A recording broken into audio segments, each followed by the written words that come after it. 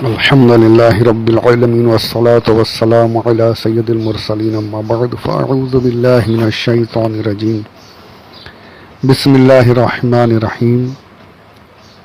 مل کر پڑھیں الصلاة والسلام علیک یا رسول اللہ وعلی آلک واصحابک یا حبیب اللہ. حضرت طلحہ بن عبید اللہ رضی اللہ تعالی عنہ، آپ کی بہادری ایسی بہادری تھی کہ غزوہ احد میں صحابہ کرام کہتے ہیں کہ حضور اکرم صلی اللہ علیہ وآلہ وسلم کی طرف جب مشرکین کا حملہ ہوا، صحابہ منتشر ہو گئے. حضور صلی اللہ علیہ وآلہ وسلم کو لے کر 11 اصحاب، گنتی کے کچھ ہی 10 یا 11 اصحاب ساتھ میں تھے، جو حضور کو پہاڑی کے اوپر کی طرف لے جانے لگے. سرکار اوپر چل رہے ہیں، مشرکین کا حملہ ہوا. حضور صلی اللہ علیہ وآلہ وسلم نے ارشاد فرمایا کون انہیں روکے گا. حضرت طلحہ سب سے پہلے کہتے ہیں یا رسول اللہ میں روکتا ہوں، میں جاتا ہوں. سرکار نے کہا تم رکو. ایک صحابی آگے بڑھے، وہ قتال کر رہے ہیں، روک رہے ہیں، اور یہاں حضور کا یہ 10-11 لوگوں کا قافلہ صحابہ کے ساتھ پہاڑی کی اونچائی کی طرف چڑھنے لگے. وہ صحابی شہید ہوئے، مشرکین پھر آگے بڑھے، اس کے بعد پھر ایک دوسرے، یعنی لگاتار صحابہ ایک کے بعد ایک شہید ہوتے رہے. اور پھر حضرت طلحہ کو سرکار نے آخر میں بھیجا، اور آپ نے وہ جوہر دکھائے تلواروں کی کتابوں میں کہ جیسا ان سب نے لڑا تھا ان کے برابر میں آپ اکیلوں نے مقابلہ فرمایا. اکیلے آپ نے اتنا مقابلہ کیا. آپ کا حال یہ تھا کہ جب جنگ ختم ہوئی ہے اور کفار و مشرکین، یعنی جب یہاں روکتے گئے، سرکار اوپر پہاڑی کی طرف چلے گئے جہاں صحابہ کچھ صحابہ اور تھے، وہاں حضور صلی اللہ علیہ وآلہ وسلم پہنچ گئے. چڑھنے میں بھی یہ روایتوں میں کہ حضرت طلحہ نے حضور کو اپنی پیٹھ پر اٹھا کر پہاڑی پر چڑھایا، کچھ اوپر پہنچایا. یہ شرف آپ کو حاصل ہوا ہے. اور جب جنگ ختم ہوئی ہے، سرکار صلی اللہ تعالی علیہ وآلہ وسلم کے پاس جب تمام صحابہ کرام جمع ہوئے تو فرمایا اپنے بھائی کی خبر لو، اسے کافی چھوڑا. آپ کا حال یہ تھا کہ 70 یا 80 وار آپ پر کیے گئے تھے، تلواروں کے، تیروں کے، بھالوں کے. آپ کی انگلی شہید ہو گئی تھی، کٹ گئی تھی انگلی. ایسے جری بہادر، یعنی مشرکین کے سامنے ڈٹ کر کھڑے ہو گئے. یہ جذبہ، وہ سب آج ہمارے اندر نہیں ہے یار. وہ بہادری، وہ ایمان کی وہ تڑپ، وہ آج دور ہو چکی ہے. اسلام کے لیے جان قربان کرنے کا جذبہ آج جو ہے، جان تو کیا قربان کریں گے، ہم تو وقت بھی نہیں دے پاتے. آج ہمارا حال یہ ہے، وقت نہیں دے گا وہ جان کیا دے گا. اور ویسے بھی آج جان دینے والی نوبت ہے کہاں. آج کون سی ہمیں جنگیں لڑنی ہے؟ کچھ ہمیں اپنے آپ سے لڑنا ہے. آج تو صرف اپنے آپ سے لڑ لیں، نفس کو مار لیں تو یہ بڑی بات ہے. نفس کے ساتھ جہاد کر لیں، یہ اس جہاد سے بڑا جہاد ہے آج ہمارے لیے. اور یہ جو لڑ رہے ہیں، یہ ISIS اور القاعدہ وغیرہ، یہ سب فضولیات کر رہے ہیں. یہ لوگوں مسلمانوں کی جانیں، اب تو خبریں یہ آ رہی کہ بچوں کو ٹرین کر رہے ہیں. یہ لوگ بچوں کو ٹرین کر کے بم وغیرہ لگا کر کے بچوں کو بمبر بنا رہے ہیں. سب غلط چیزیں.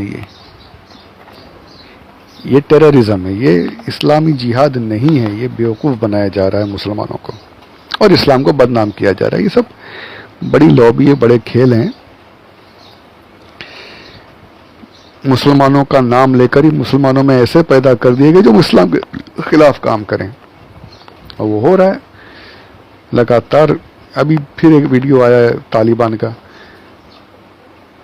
اٹھا کر لے گئے، کوئی کامیڈین تھا اسے اٹھا کر لے گئے، پورا مارتے ہوئے تھپڑ وغیرہ مار رہے ہیں، اور پھر آخر گولی مار دی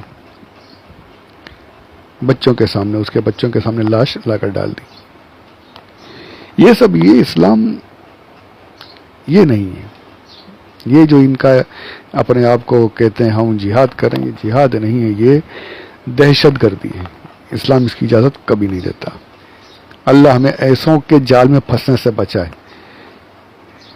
ایسے کوئی اگر آ کر ورغلانے کی کوشش کرے نا، لاہور پڑھ کے بھگائیے. یہ اسلامی جہاد نہیں ہے. یہ ٹیررزم ہے، اس سے دور رہیے. اللہ ہم سب کو دور رکھے، ہم سب کو امان میں رکھے. آمین بجاہ نبی الامین صلی اللہ علیہ وآلہ وسلم. حضرت طلحہ رضی اللہ تعالی عنہ کا جو حالات زندگی اگر دیکھیں تو یہ حضرت علی کرم اللہ وجہہ الکریم کے ساتھ جنگ جمل میں شریک رہے. اب یہ جنگ جمل کیا ہے؟ یہ سمجھ لیجئے کہ اسلامی تاریخ میں یہ صفین اور جنگ جمل وغیرہ یہ ایسے باب ہیں کہ اس پر ہم کسی کو بھی غلط نہیں بول سکتے، کسی کے خلاف ہم لب کشائی نہیں کر سکتے. حضرت علی کرم اللہ وجہ الکریم ایک طرف تھے، حضرت عائشہ صدیقہ رضی اللہ تعالی عنہا دوسری طرف تھی. ہم یہ نہیں کہیں گے کہ حضرت علی صحیح تھے، حضرت عائشہ غلط تھی، ان کی توہین کریں. نہیں، یہ ہم نہیں کر سکتے، ہمیں کوئی حق ہی نہیں پہنچ سکتا. ہم صرف یہ کہہ سکتے کہ ان سے خطائے اجتہادی ہو گئی ہوگی، انہوں نے اپنے آپ کو صحیح مانا، انہوں نے اپنے آپ کو صحیح مانا. دونوں طرف بات، دونوں صحابی ہمارے لیے ہمارے ایمان کا حصہ ہے. دونوں ہم کسی کے خلاف لب کشائی نہیں کر سکتے. یہ شیعہ حضرات نے ان سب جنگوں کی وجہ سے حضرت علی کے خلاف میں جو بھی صحابہ رہے ان کو کافر وغیرہ کہنا شروع کر دیا. انہیں بہت کچھ سب و شتم لعنت معاذ اللہ رب العالمین کی جاتی ہیں حضرت عائشہ صدیقہ پر، اور حضرت امیر معاویہ تو ان پر تو اللہ کی پناہ. جو بھی ان جنگوں میں حضرت علی کے خلاف اس طرف میں رہے اہل تشیع انہیں اپنے لان تان کا، گالیوں کا نشانہ بناتے ہیں. یہ ہمیں نہیں، ہمیں کوئی حق ہی نہیں پہنچتا. ہمارے لیے تمام صحابہ ہمارے سر کے تاج، ہم ان کے پیر کی دھول کے برابر بھی نہیں. ان کے درمیان جو معاملات ہوئے وہ جانے، اللہ جانے. بس اتنا کہہ کر ہمیں خاموشی اختیار کرنی ہے. تو یہاں بھی اس جنگ میں بھی آپ حضرت علی کے ساتھ رہے، حضرت طلحہ رضی اللہ تعالی عنہ، اور اسی جنگ میں آپ شہید ہوئے. روایتوں میں کہ بھالا آپ کو لگا، آپ گھوڑے سے گرے، الگ الگ یعنی کئی روایتیں ہیں، لیکن شہادت اسی میں ہے. حضرت علی کرم اللہ وجہ الکریم جنگ کے بعد آپ کے پاس پہنچے، آپ کی نعش مبارک کو دیکھا، زمین پر پڑے ہیں، آپ نے اٹھا کر اپنی گود میں لے لیا، سر کو صاف کیا، چہرے کو صاف کیا، جو دھول وغیرہ تھی. خوب آپ نے بہت گریہ وزاری بھی فرمائی. کئی آپ کے ارشادات بھی آپ کے بارے میں، حضرت طلحہ کے بارے میں. آپ کی زندگی کے مختصر واقعات جو میں نے المختار میں مناقب الاخیار سے عرض کی، یہی نہیں کہ بس اسی پر ختم ہو گیا، اور بھی بہت سی باتیں اور بھی کتابوں میں ہوں گی. میں نے مختصراً یہاں چند باتیں عرض کی ہیں. آپ کی شہادت کے بعد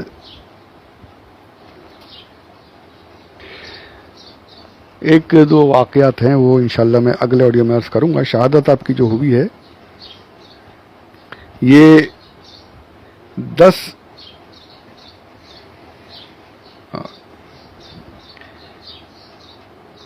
جمادی الاخر جو ہے اس کی 20ویں تاریخ کو، روایتوں کے مطابق 20 جمادی الاخر کو آپ کی شہادت ہوئی.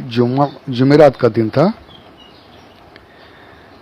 اور آپ کی عمر کے بارے میں آتا ہے کہ 60 سال، کسی نے کہا کہ 62 سال، اور 64 سال کا بھی کی روایتیں بھی موجود ہیں.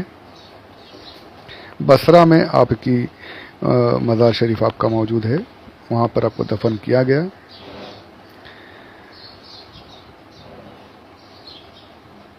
چھتیس سنہ ہجری میں آپ کی شہادت واقع ہوئی. اللہ عز و جل آپ سے راضی، آپ اللہ سے راضی. اللہ عز و جل اپنے پیاروں کے صدقے میں ہم گناہ گاروں کی مغفرت فرمائے، ان کے درجات کو بلند فرمائے،